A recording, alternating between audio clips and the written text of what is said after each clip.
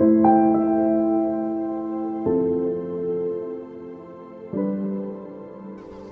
mundo transicionou.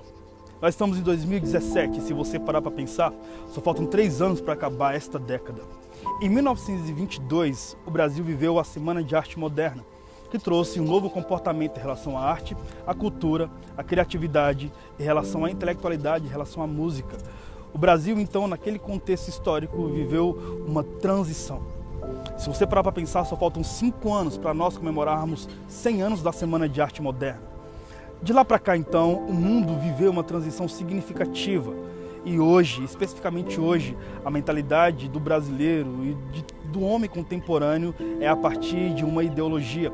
Então, eu quero falar hoje sobre marxismo anacrônico.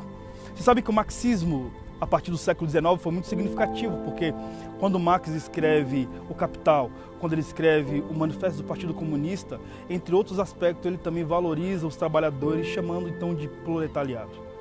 E também ele vai trazer uma configuração muito significativa ao valorizar os trabalhadores com a mais-valia, entre outros aspectos específicos em relação a isso. Com isso, o século XX, então, quando vem à tona, você percebe que Hegel é a continuidade dessa mentalidade de Karl Marx. E Hegel traz um contexto muito significativo, dizendo: o mundo vai mal. O mundo vai mal porque existe uma civilização má. E essa civilização má se chama civilização ocidental. Com isso, você traz um comportamento mental, comportamental e cultural a partir de toda a ideologia de Hegel. E Hegel, entre vários aspectos, também diz: desconstrua, descivilize, porque existe a face oculta na maldade.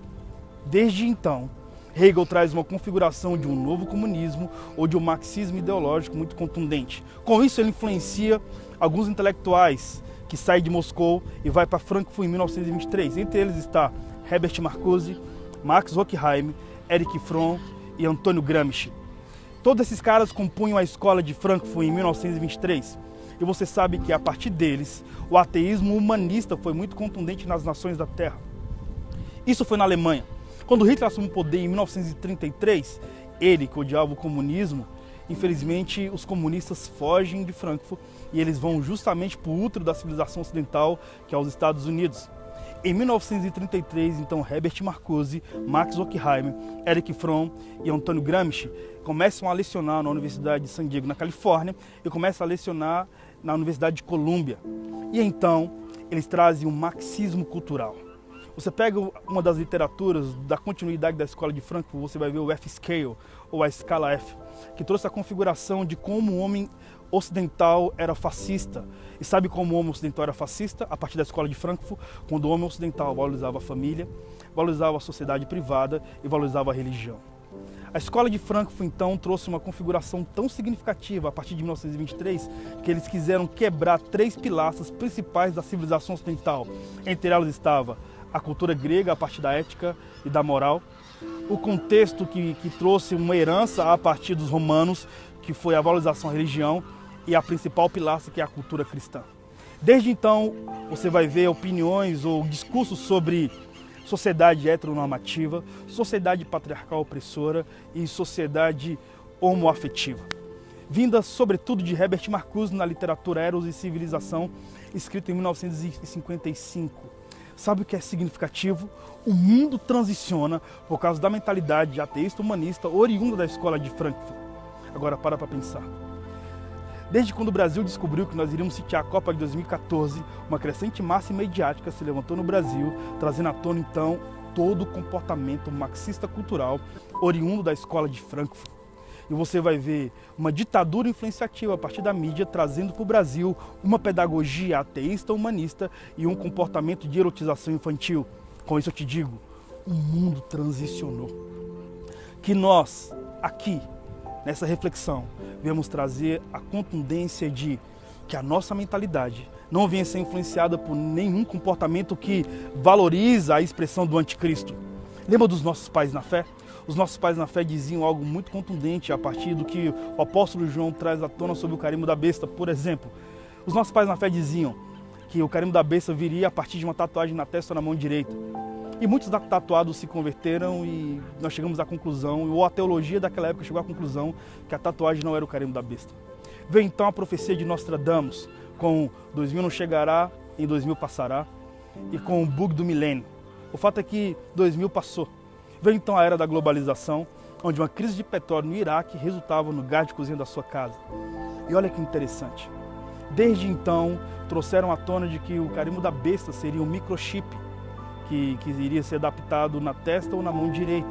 E a NASA trouxe um contexto empírico afirmando que esse microchip se adaptaria em 2 lugares do corpo, que era uma célula que estava justamente na testa ou na mão direita. O fato é que o tempo se passou e ninguém colocou o carimbo da besta ou projetou em si um carimbo da besta a partir do microchip.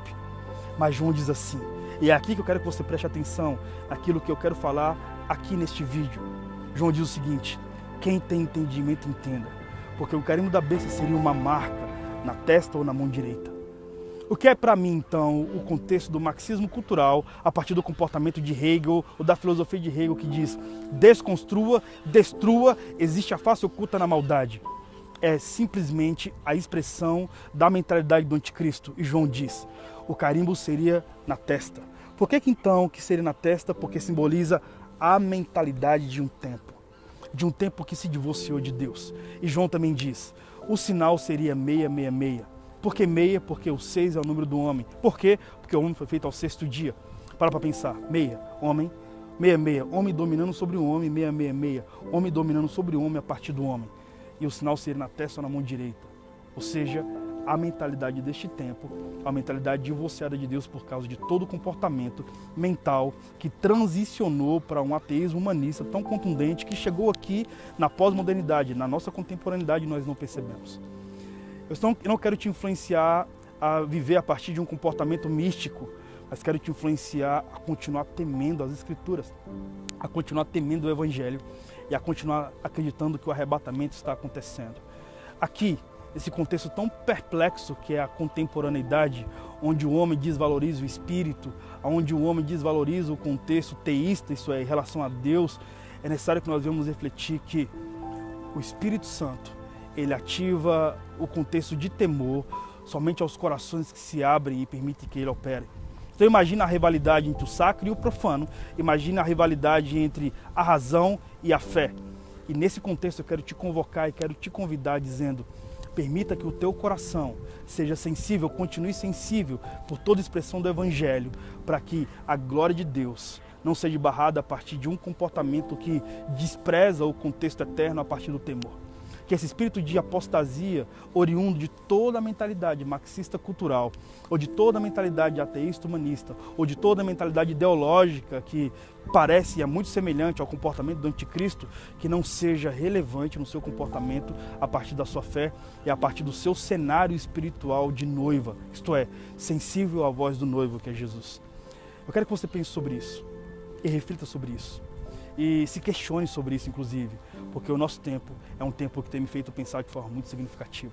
Eu quero te convidar a você permanecer aqui comigo, refletindo sobre o nosso tempo, refletindo sobre o futuro, refletindo sobre o Evangelho, de forma acadêmica, de forma empírica, de forma criticidária, aqui nesse canal chamado Entre Aspas.